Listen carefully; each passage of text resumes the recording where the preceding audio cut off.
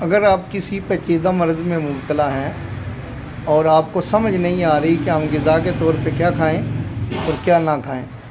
تو ہمیشہ یاد رکھنا کہ غذا کے طور پہ کدو، ٹنڈے، توریاں، گھیا کدو، حلوہ کدو، گھیا توری، شلجم، گاجر، دودھ دلیا، دودھ سوئیاں،